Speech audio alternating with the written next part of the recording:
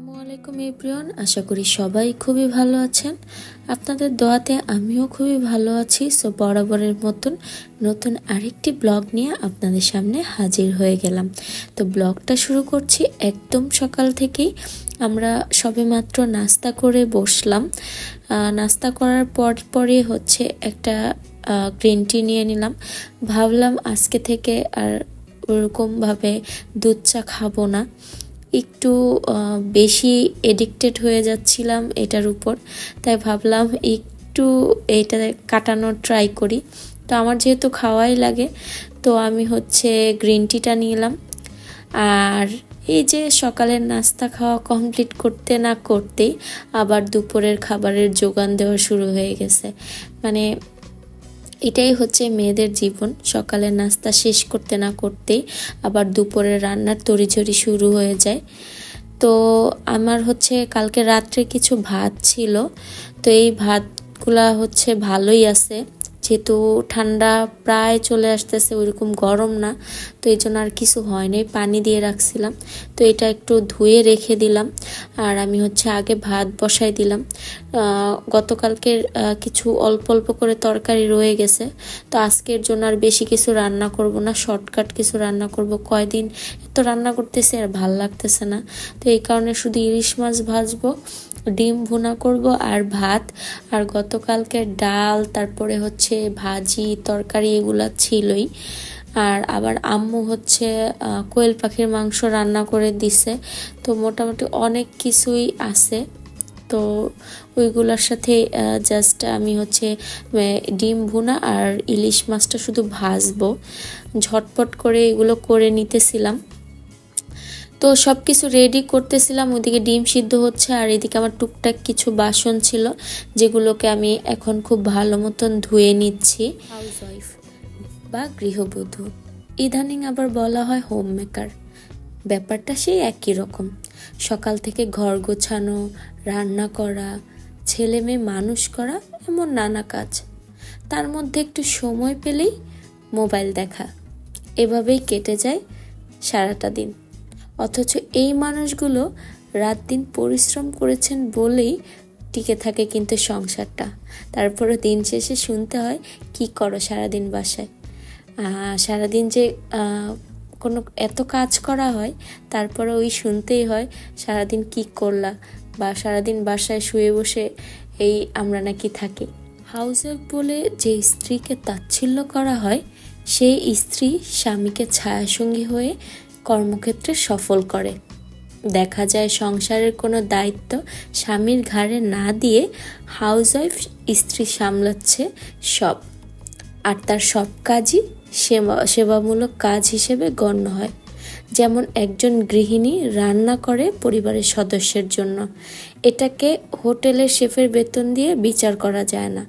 আবার সন্তানকে নিজ স্কুলে আনা নেওয়া করে তার নিরাপত্তা ও ঘরের খরচ কমাতে। এই কাজটিকে অফিসের কাজের সাথে তুলনা করা সম্ভব না। স্বভাবতই পারিবারিক জীবনে স্বামীর বাহির সামাল দেন আর স্ত্রী দেয় ঘর সামাল। বাহিরের কাজ থেকে অর্থ আসে বলে সেটার মূল্যায়ন হবে, আর ঘরের কাজে নগদ অর্থ দৃশ্যত নয় বলে অবমূল্যায়ন করাটা বৈষম্য সৃষ্টি করে সন্দেহান্বিতভাবে। একজন নারী প্রতিদিন গড়ে 8 ঘন্টা ঘরের সেবামূলক কাজে ব্যয় করেন, সেখানে পুরুষ করে মাত্র 1 ঘন্টা 20 মিনিট। অথচ নারীর এই সেবামূলক কাজের কিন্তু কোনো মূল্যায়ন নেই। এমনকি নারীদের বড় একটা অংশ মনে করেন যে এটা তাদের জীবনের স্বাভাবিক কাজ। এর আবার মূল্যায়ন কি?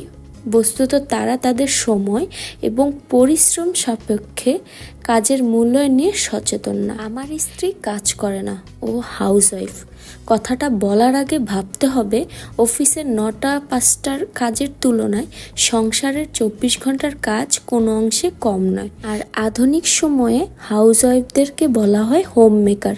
সত্যিকারভাবে একজন গৃহিণী পারে সংসারটাকে সুন্দর করে গড়ে তুলতে। তার দেখভাল আর ঘরকন্নার কাজেই ঘর ঘর হয়। দিন শেষে ঘরে ফিরে আরাম আয়েশের পরিবেশ দেয় যে স্ত্রী, তার কাজকে মূল্যায়ন দেয়া মানসিকতা তৈরি করতে হবে। তবেই স্ত্রীরা বলতে পারবে দেশের অর্থনৈতিক উন্নয়নে আমরাও শামিল। তো রান্না করতে করতে আপনাদের সাথে আমার মনের কিছু কথা শেয়ার করলাম। সো অনেকেই আছেন এই কাজটাকে প্রাউড ফিলই নেন না। তো আমার মনে হয় যে আজকের কথাগুলো শোনার পর তাদের কাছে এই হাউস ওয়াইফ জিনিসটাও প্রাউড ফিল মনে হবে। যাই হোক, তারপরে হচ্ছে আমি এখন হচ্ছে ডিম ভুনাটা করে নিব। ওদিকে আমার ভাতটাও প্রায় হয়ে আসতেছে। তো তার আগে আমি হচ্ছে ডিমটা বসাই দিচ্ছি। ডিমটা ভুনা করার আগে আমি হচ্ছে এটাকে একটু ভেজে নিয়েছি। আর এদিকে পেঁয়াজটা লালচে লালচে ভাজতে দিয়ে আমি হচ্ছে ভাতটা দেখে নিচ্ছি। ভাতটা হয়ে গেছে। এখন হচ্ছে আগের যে ভাতটা ছিল এটা ভালো আছে বিধায় আমি এটা এখানে দিয়ে দিচ্ছি। একটু পরে ভাতটা তুলে ফেলবো। প্রায় হয়ে গেছে, জাস্ট একটা বলক আসলেই উঠায় ফেলবো। আর ওইদিকে আমার পেঁয়াজটা একটু লালচে ভাজা ভাজা হলে এর মধ্যে আমি হচ্ছে বেসিক যে মশলা আমরা রেগুলার ব্যবহার করি এই মশলাগুলো একটা একটা করে দিয়ে দিচ্ছি। আমার কাজ যদি আপনাদের কাছে ভালো লেগে থাকে, আমার ভিডিও যদি আপনাদের কাছে কোয়ালিটিফুল মনে হয়, তাহলে প্লিজ আমার চ্যানেলটাকে আপনারা সাবস্ক্রাইব করবেন। আপনাদের সাপোর্ট আমার খুবই দরকার। আপনাদের সাপোর্ট পেলেই আমি হচ্ছে সামনের দিকে এগিয়ে যেতে পারবো। একটা ভিডিও মেক করতে আমার হচ্ছে সংসারের পাশাপাশি তারপরে হচ্ছে বাইরের কাজের পাশাপাশি আলাদা একটা টাইম দিতে হয়। সো আপনারা যদি একটু সাপোর্ট করেন তাহলে দেখা যায় আমি এই কাজ করার মধ্যে অন্যরকম একটা আনন্দ খুঁজে এখন যেমন পাচ্ছি তার থেকে আরও বেশি পাবো। সো আপনাদের সাপোর্টটা আমার খুব বেশি দরকার। আশা করি আপনারা সবাই আমাকে খুব বেশি সাপোর্ট করবেন। আমার ভিডিওটা ভালো লাগলে অবশ্যই কিন্তু লাইক দিবেন আর একটা করে কমেন্ট করে আমাকে জানাবেন আমার ভিডিও কেমন হচ্ছে, বা কোনো খারাপ লাগা থাকলেও সেটা অবশ্যই কমেন্ট করে জানাবেন। তো আমি হচ্ছে এখন ডিমটা দিয়ে কিছুক্ষণ কষিয়ে নিব, জাস্ট 2-3 মিনিট। ঢাকনা দিব না এখন আর। তো আমি হচ্ছে 3-4টা কাঁচামরিচ দিয়ে দিব জাস্ট ফ্লেভারের জন্য। বেশি ঝাল দিব না, যেহেতু বাবু খাবে, ফেলে দিলে আবার ঝাল হয়ে যাবে। আর তারপর হচ্ছে ধনিয়া পাতাও একটু কুচি করে দিয়ে দিছি। অনেকে দেখা যায় উঠানোর আগে ধনিয়া পাতা ব্যবহার করে, আমার কাছে ধনিয়া পাতার কাঁচা গন্ধটা ওইভাবে ভালো লাগে না, এই কারণে আমি আগেই দিয়ে নিই। তো হালকা একটু পানি দিয়ে হালকা একটু ঝোল ঝোল রাখবো, না হয় একদম শুকনা শুকনা হয়ে যাবে। একদম শুকনা শুকনা করব না, হালকা একটু পানি দিয়ে জাস্ট কিছুক্ষণ রান্না করে নিলেই আমার মোটামুটি একটু গাঢ় ঝোল আসলেই আমি এটা তুলে ফেলবো। আর এটাকে এখন আর ঢাকা দিব না, এইভাবেই রান্না করব। বেশি ঢাকা দিলে দেখা যায় ডিমটা নরম হয়ে যাবে, ভাল লাগবে না খেতে। তো এই তো মোটামুটি আমার ডিম ভুনা কমপ্লিট। দেখতে কেমন হয়েছে অবশ্যই কমেন্ট করে জানাবেন। তো তারপরে হচ্ছে আমি এটা রেখে মাছ ভাজতে চলে গেলাম। তো মাছটা একদম শুধু ভাজা ভাজা করে রাখবো। আমার মেয়ে তারপর হাজবেন্ড ওরা হচ্ছে শুধু মাছ ভাজা হলেই হয়ে যায়, পছন্দ করে। তো ওদের জন্য হচ্ছে মাছটা ভাজা। আর কয়েকদিন আগে আনছিল, মানে এখনো খাওয়া হচ্ছে না, তো ভাবলাম আজকে ভেজেই ফেলি। তো এই যে আমার ডিম ভুনাটা কেমন হয়েছে অবশ্যই কমেন্ট করে জানাবেন। আর এদিকে আমার মাছ ভাজাটা এখনো হচ্ছে, আর একটু হবে, তারপরে হচ্ছে উঠাই ফেলবো। কি পরিমাণ তেল বের হয়েছে দেখছেন। তো দুপুরে খাওয়া দাওয়া করে বিকালের দিকে পড়াইতে গেছিলাম। তো আসার সময় টুকটাক কিছু সবজি নিয়ে আসছি, বাসায় কোনো সবজি নেই, শেষ হয়ে গেছে। আর মেয়ে হচ্ছে আবদার করছে মোমো খাবে, তো মোমোর জন্য গাজর লাগবে, এই কারণে গাজর নিয়ে আসছি। আর সাথে হচ্ছে পটল নিয়ে আসছি, আর হচ্ছে টমেটো দেখা যায় সব তরকারিতে অল্প একটু দেই। তারপরে হচ্ছে কাঁচামরিচ, ধনিয়া পাতা, এগুলো বেসিক জিনিস রেগুলারই লাগে। আর পটল দিয়ে হচ্ছে তরকারি রান্না করব, আমার কাছে ভালোই লাগে। তো মোটামুটি অনেক ধরনের সবজি উঠতেছে, তো আমার কাছে যেগুলো ভাল লাগছে আমি ওইখান থেকে মানে যা রান্না করব, দেখা যায় আমি 1 সপ্তাহ বাজার করি না, যখন যেটা লাগে ওইটা এনে জাস্ট রান্না করি। তো আনার পরে আমি হচ্ছে সবসময় এগুলোকে গুছিয়ে নিই। তো আমি সবসময় এরকম আলাদা আলাদা করে পলি করে দেন ফ্রিজে রেখে দিই, এভাবে ভালো থাকে অনেক দিন। তো এইভাবে করে রেখে দিই। আর সবসময় বাজার অল্প অল্প করি, 250 বা হাফ কেজি, এর বেশি আমি সবজি কিনি না। দেখা যায় 2বার বা 1বার রান্না করি, পরে আবার কিনে আনি, কারণ বাসা থেকে বের হইলেই বাজার।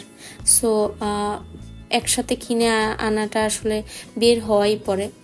এবার বাবা প্রতিদিন অফিসে যায়, আমি বের হই, সো প্রতিদিনই চাইলে বাজার আনা যায়, এই কারণে একসাথে বেশি আর আনি না। আর এদিকে ধনিয়া পাতা সবসময় আনলে আমি এরকম বেছে রেখে দিই, না হয় কি পরে শুকায় যায়, বাছতে সমস্যা হয়। আর এভাবে বেছে রেখে দিলে যদি শুকিয়েও যায় ওইটাও তরকারিতে দেওয়া যায় আর কি, নষ্ট হয় না।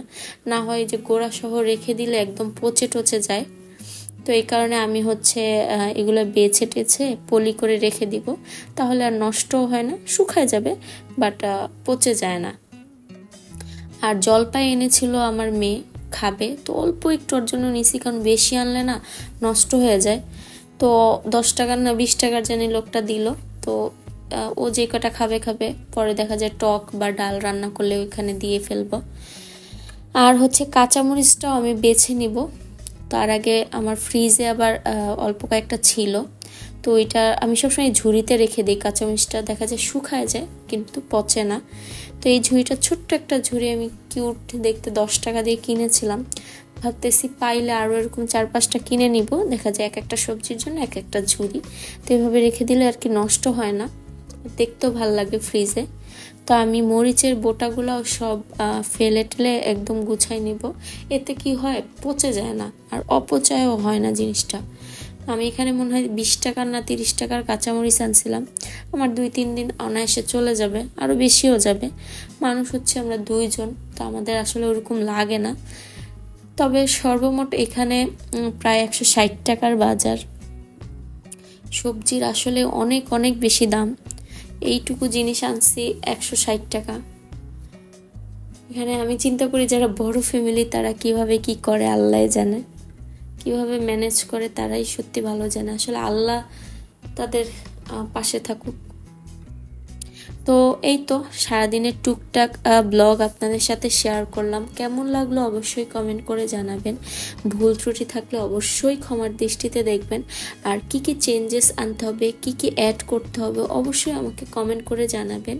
তো আজকে অনেক কথা বলে ফেলছি, অনেক কিছু শেয়ার করে ফেলছি, আর কথা না বলি, আজকে এই পর্যন্তই। আল্লাহ হাফেজ।